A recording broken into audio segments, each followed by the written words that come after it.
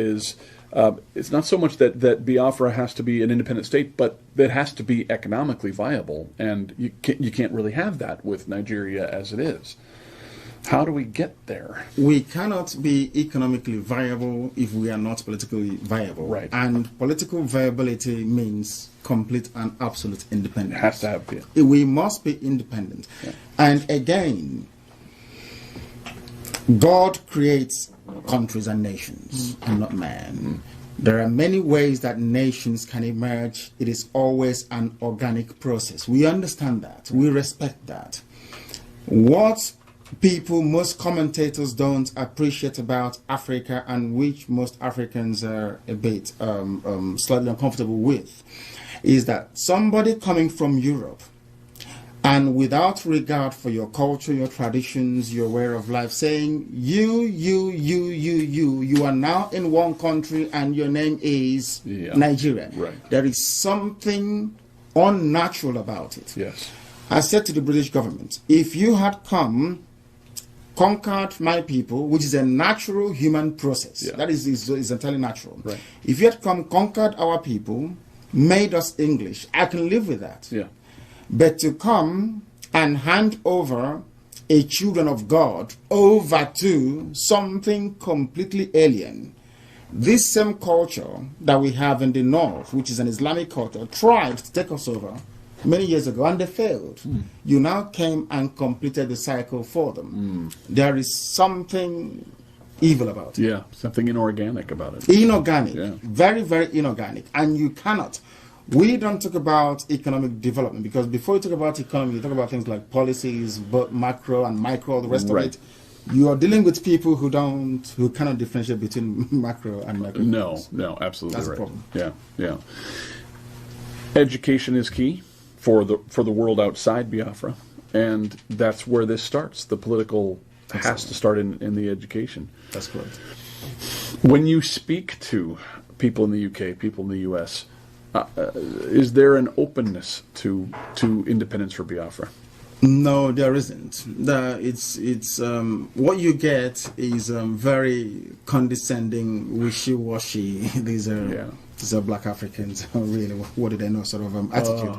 We know best than they do, and we try as much as possible to enlighten and educate the American and, by extension, the European audience to the fact that before you had freedom and liberty in any part of the world, in Biafra land we had freedom and liberty. Before you had political asylum in any other part of the world, where I come from, there was political asylum being granted to people. That is the meaning of Biafra anyway. Come and join if you believe in our value system. We had a series of both political, legal, and legislative structures that endured for thousands of years. These were unceremoniously swept away in the name of, I don't know, civilization or advancement. Right. Therefore, the British must be questioned, or the mentality or the psyche of Europeans, and by extension Americans, must be put to the test to explain, to rationalize why the emergence of states in Africa cannot be allowed to adopt the same organic route by which every other civilized nation emerged. Why is that impossible? That's what I ask Americans and Europeans. And their answers are not good. There are no answers. They don't have any answers to it. All they say is that, why didn't you just get on with it? I want the same things that you have in America. I want liberty, I want freedom, I want all the rest of it. That is what makes you a human being, or else you're an animal. And being forced to live in cages in Africa, or being forced to live more or less like animals, is not a situation we are prepared to tolerate for very long. No. Death is better. Have there been armed clashes between Biafrans and Boko Haram? Has there been a defense of Biafrans? No, not at all, because we are not allowed to defend ourselves. They can kill us. They can get arms flowing in from Lebanon, from Iran, from Saudi Arabia. There are jihadists coming from all over the place, coming in there. There was a plane load of arms that came in, was detained at the airport from Egypt. the Arab world, that is what drives me insane. The Arab world and the Islamic world are busy supporting Boko Haram in their stated aim of spreading Islam to Christians in Nigeria. The Christian world are not reciprocating. They're not coming to our rescue. I don't know how you can defend yourself against somebody who is armed with RPGs, armed with AK-47s. I don't know if you do that through prayer and fasting. I do not know. Right. But that is the sort of condition we're faced with. In other words, as we speak right now, the process of Islamization is gathering momentum and no one is doing anything. Right. It's medieval. It's you will convert or you will die. They crucified some people. Was it 2 days ago? I think we've got the pictures on Facebook. They actually crucified some people. They actually crucified. Yeah, they did. Yeah. There's something ISIS is doing that they're doing that you either convert or we kill you. And I don't know why the world expects us to deal with that. It's either there is something going on. It's either everyone else is a Muslim. That's why I say sometimes that everyone in the West is a Muslim. That's what I say, because you couldn't possibly keep quiet when such a thing is going on. No. It's terrible. No. Terrible. You're opening my eyes in ways I knew this was going to be eye-opening. I did not realize what is happening. Who is Boko Haram organically? Are they a government creation? Are they... Boko Haram is, you need to understand the geopolitics of Nigeria to then start comprehending the concept or the ideology that drives the insanity that is Boko Haram. In the north, you have the areas you call the Mohammedan Emirates of the North. These are people who are predominantly, by ancient culture and tradition, Islamic. They are Hausa, Fulani people. In the west, coming down near Lagos, is you have the Yoruba people, and in the east you have the Biafran people. Now, the Hausa Fulani people, we are told by the British that they have the right to rule in perpetuity Nigeria. The British in 1953 and 57 were involved in a massive fraud to rig the census results. In other words, they skewed the numbers to always favor the Hausa Fulani people that they may remain in power. And the reason for that is that the British is scared that Biafran people, especially the Igbos, are somehow human, that we can think properly. Yeah. And we have the oil. The oil wells is in the oil wells, the reserves, everything is where we come from. In Biafra. And the British couldn't retain or sustain their colonial presence in Africa because the USA asked them to leave. So what they now did is to take the control of the oil, hand it over to a group of people they think they can manipulate very easily. That's all. That's what has happened. And now they now believe that they have the right to rule. Unfortunately for them, President Goodluck Jonathan, the incumbent president, emerged out of circumstances that could be described as somehow mysterious. He came up as the president, and now they don't like it. 3 people funded Boko Haram.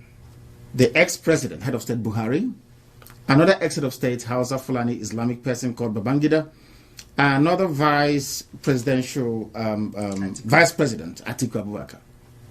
They consciously went out to fund Boko Haram. Because Buhari said, after Jonathan won the 2011 elections, that I will make the country ungovernable. He said it openly. Oh. And they went ahead to do it by killing poor, defenseless Biafran Christians. Because they know that Christians around the world will not come to our rescue. Yeah. They also know that no other people will come to our rescue because they don't want us to emerge as a people. That's a problem. Yeah. So the British don't want you to emerge as a people. No. Aha. That's a problem. It's a huge problem. Massive. But this time around, whether they like it or not, I'm sure the British didn't want the USA to emerge either. No. Whether they like it or not, we shall emerge. Yeah. Or everything else there will die. It'll have to. I mean, It's one or the other at this point. One thing has to happen. Either we have Biafra or we all die. There's no going back this time around. There'll be no exile, no running away. That is our land. We've lived there for thousands of years. That's where we were born. That's where we will die. Yeah. Are you all willing to go back and be there? At the drop of a heart, yes. Yeah. Yes. Yeah. And a heartbeat. Yeah. We'll go there. And obviously loved ones are there. And they're there. My parents are there. My loved ones are there. Yeah. And it's a land we've been in for, as I said, thousands of years. And a history and a rich culture and a vibrant way of life that has literally been obliterated. Yeah. You go to the book of Leviticus. 80% of what you have in the book of Leviticus occurs where I come from. 80%. 80%. The Levitical law. Everything. It wasn't us. I strongly believe, this is my hypothesis, of course I've not, of course I hold on to it very strongly. As soon as the British discovered in the late 18th century, because the same Hausa Fulani people in Zamfara told them, I think I have the map somewhere in London, that across that river lies what they believed to be part of the lost tribe of Israel. All hell broke loose. Yeah. There was then a very systematic and deliberate policy to obliterate our history. The British first said that the Igbos don't have any history. First of all, they removed the name Biafra, which was exactly the name they used to go into treaties with us. They use, you see there clearly written, the chiefs of Ishekiri and Biafra. They then quietly took that away to now only take a component of that, one clan alone, which is Igbo. Because in Biafra you have the Idoma, you have the Igbo, you have the Bibio, you have the Efik, you have the Izon people, which they call Ijo, you have the Shekiri, you have the Robo, and some parts of Igala. Wow. These are the 7 people that make up, these are the 7 tribes that make up Biafra land. The British came, then isolated all the rest, those of our cousins around us, and focused their attention on us. But there's one good thing about it, is that in their amalgamation document that they produced in 1904 or thereabout, which I still have, they made reference, the very first time a European is referring to an African race as great. Yes, the man said the great Igbo race across the Niger. And that speaks volumes. And the Niger's the river. The river, yes. And they, so Nigeria is taken from just drawing lines on the map from the river. Of course. Yeah. That's the name. I mean, the name is Nigeria, named after a river. Before that was the Royal Niger Company, which is a British company, right, which by royal charter was running the whole place. And then from there, incrementally, I have all the paperwork that they signed. At no time did we give the British the consent to form a country called Nigeria. At no time in our history. I have all the paperwork. We gave them our land to trade. Right. That's all. But they went ahead and gradually decided to form a country. They despised us so much that they handed us over to Hausa Fulani Islamic Caliphate. And now they're killing us and nobody's coming to our rescue, which I think is very sad. If we come to the rescue, how are we coming? We need support from USA, from United States government, from the Christian community in the USA, and more importantly also from the Jewish community in the USA. They did something, in fairness to them, in 1968, 69, 70. The Jewish Congress in the USA did something. They tried to lobby the US government and Congress to do something about Biafra. From these 3 groups, we expect a lot to come from them to pressure the Obama administration to support what we're doing, to make sure that Biafra comes to exist. Biafra is the only natural ally that USA will ever have in Africa. In Africa, yeah. Natural. We are never going to bomb USA, are we? We can come here to work for you. We're never going to kill you. That's number one. Yeah. We are very, very loyal, hardworking, and friendly people. Go and ask anyone, they will tell you. And I see no reason why a people that believe in the irreducibility of an individual, that believes in liberty, that believes in equality and in freedom, the same creed, the same ideals upon which this very great nation, USA, was founded upon, why would you not naturally gravitate towards those people? I can't understand it. Right. And if you want to stop the menace of Boko Haram, they should support the creation of Biafra. Absolutely. That's all they need to do. We don't want them to do anything. Just come at the UN or make a press statement in the White House by saying that the people of Biafra, their suffering is intolerable. We may have to revisit the issue of them still belonging to one Nigeria. That's what they need to say. That's all. And it would change. It's done. Yeah. It's a game changer. It's finished. Yeah. Wow. We don't need U.S. troops to come. No. We are more than capable. We held out for 3 years. Yeah. Against the combined minds of Britain, USSR, and the entire Arab world. Yeah. For 3 years. So we can deal with them. Trust me, we can. We can. And do they want that? Does Boko Haram want that? Do they want that violent end? They do. And sometimes in life, you need to confront them violently. Yeah. Or else it will continue to fester. Yeah. We must meet them. And that's hard as Christians. Yes. That's hard. Very, very hard, because we don't take life where we come from. No. In other cultures and religion and language, you call another person a human being or a person. Where we come from, we say madu, which means the beauty of life. So you're forbidden from killing anybody. Yeah. You don't kill somebody, because that is the embodiment of God's creation. A person is known as madu. Madu means beauty of life. So you don't take life. So it's very hard for us. Yeah. But you've been pushed. No, we are being killed. Yeah. Killed. Every day. Not pushed, killed. Not pushed. We are being killed. Let me ask a couple. Sure. I'll sit down here too. Christians, by and large, seem to be oriented towards individual faith, and they seem to be reluctant to face the fact that at times war is necessary. Yes. They call the concept of a holy war being something that you have to struggle with. How have you looked at that? How do you take your faith and the need to sometimes go to war? How does that work for you? How have you? Because you're a very thoughtful man, and I know you've had to look at these issues and defend it. Yes, the thing is this: my faith taught me to value life, to try to live by the same tenets that have been preached over the years, as contained in the Bible. But there comes a time when self-preservation takes precedent over and above whatever we may think suits us individually.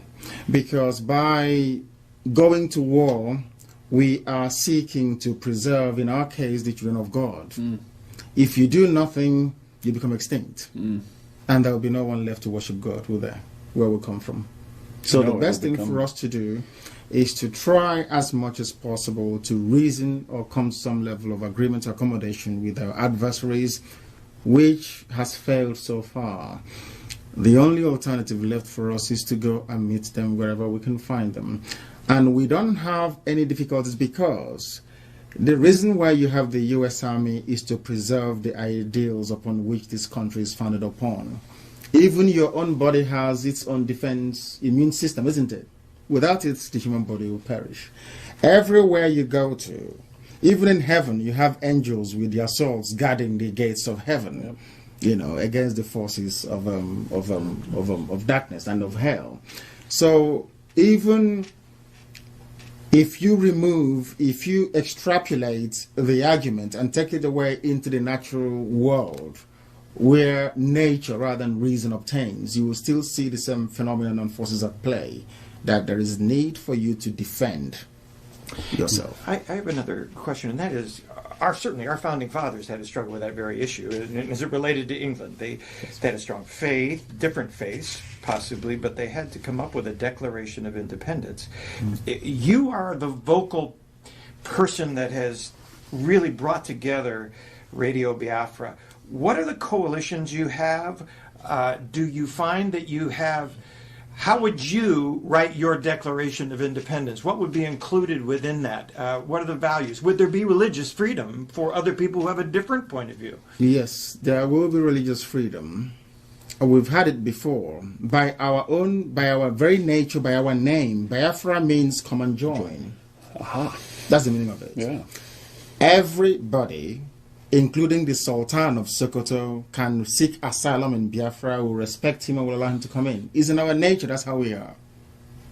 From childhood, your thoughts. If your mom is beating you up or whatever, or chastises you a lot, you just run to the next person.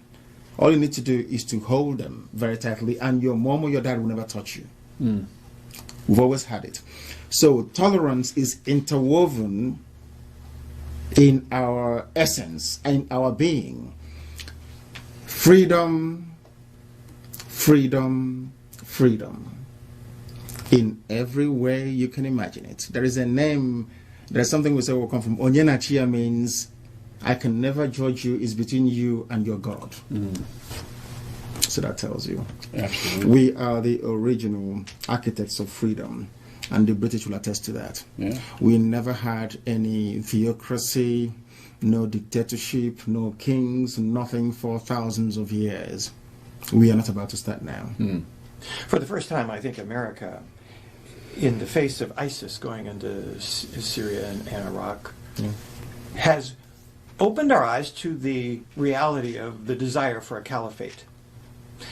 We think of that now in terms of the Middle East, but Africa has been facing that for a long time. Talk to us about a little bit about the mission that the Islamic jihadists have within Africa to control all of Africa.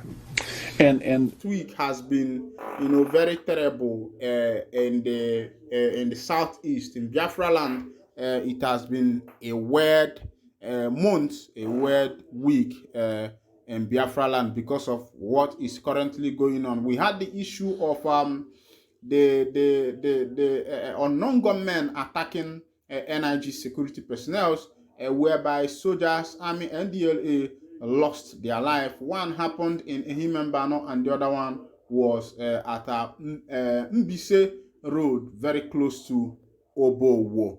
And because of that, the soldiers decided to retaliate at the Ehimembano area, where they destroyed innocent people's shops and buildings. And many people have condemned the act of those soldiers. That thing where we say soldiers go they do around that did around Ehimembano, saying that those people were not the unknown gunmen who attacked them. They should have did a proper investigation to be able to find out those who were their attackers and attack them directly, and not to be venting their anger on innocent citizens. Let's go down for this information.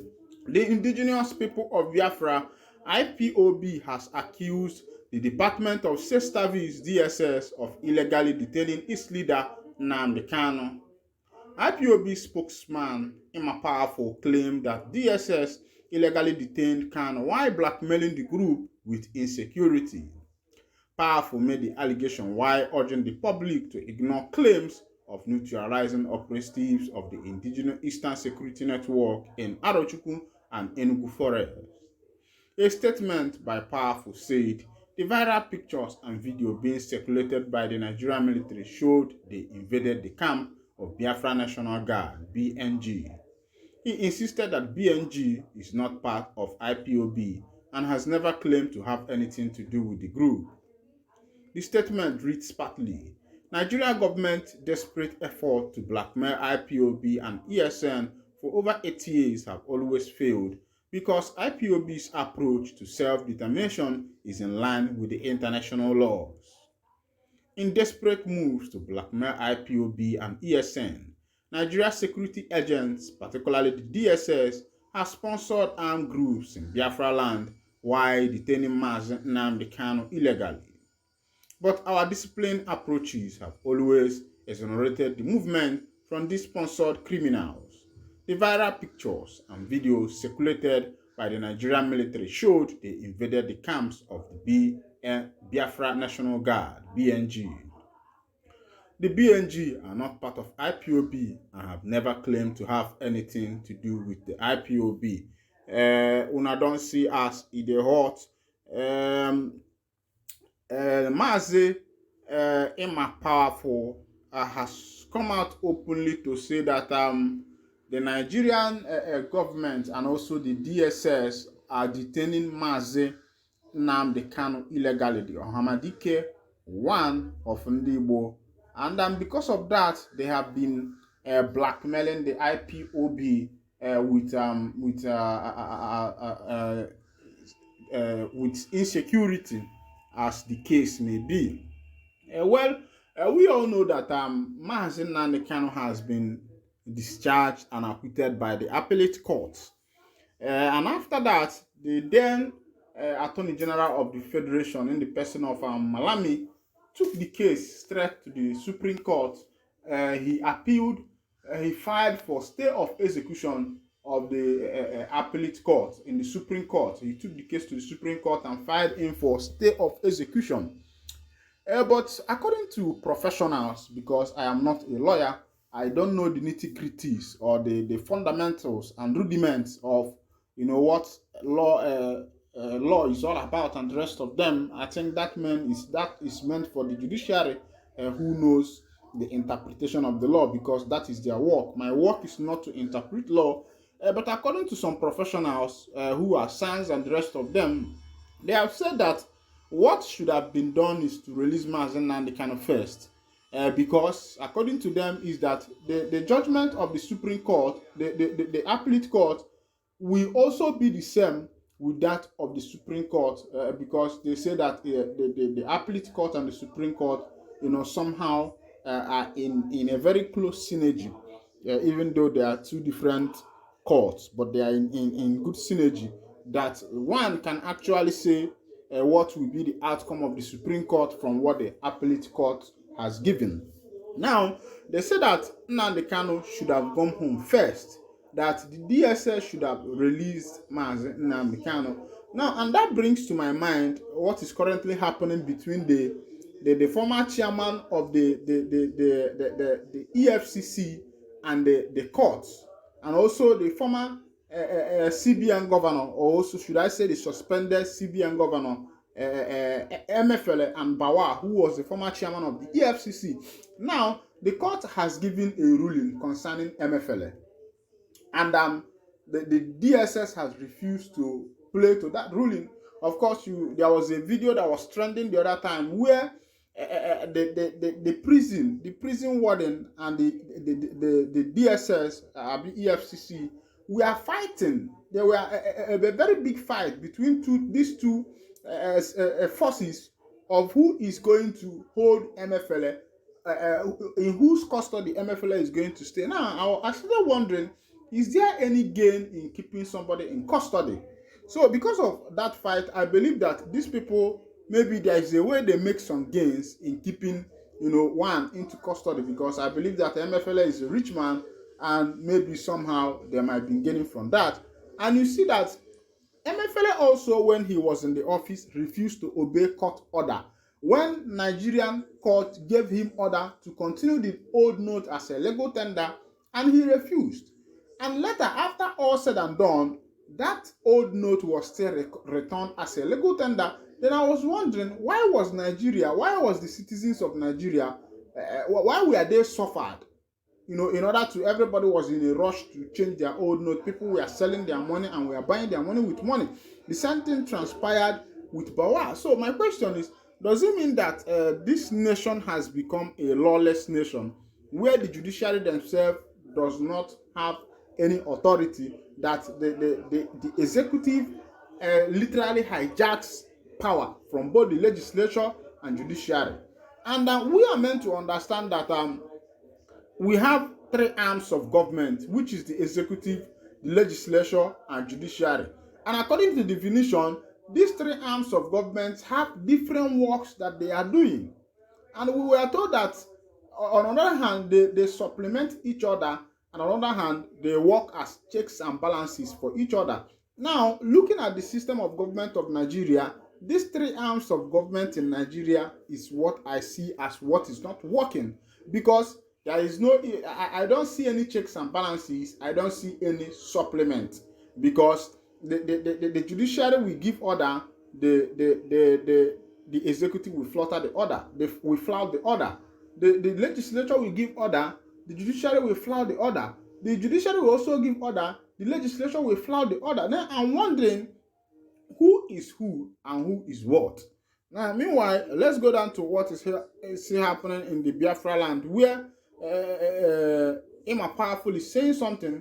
According to him, he said that those who the Nigerian army caught was the people that are called the Biafra National Guard. And he said that the IPOB has nothing to do with the Biafra National Guard. Now, what I'm saying is that who are the IPOBs and who are the Biafra National Guard? IPOB, the full meaning is the indigenous people of Biafra. Does it mean that are they a different party? Are they doing a separate thing? This is my question. Please, if you have an answer to this, please kindly go down to the comment section, to the comment box, and drop your comment. Now, I'll be winding down the curtain here, and if this is your first time of actually joining us on this wonderful channel, kindly go ahead and subscribe, like, comment, and share. Thank you for listening. God bless you.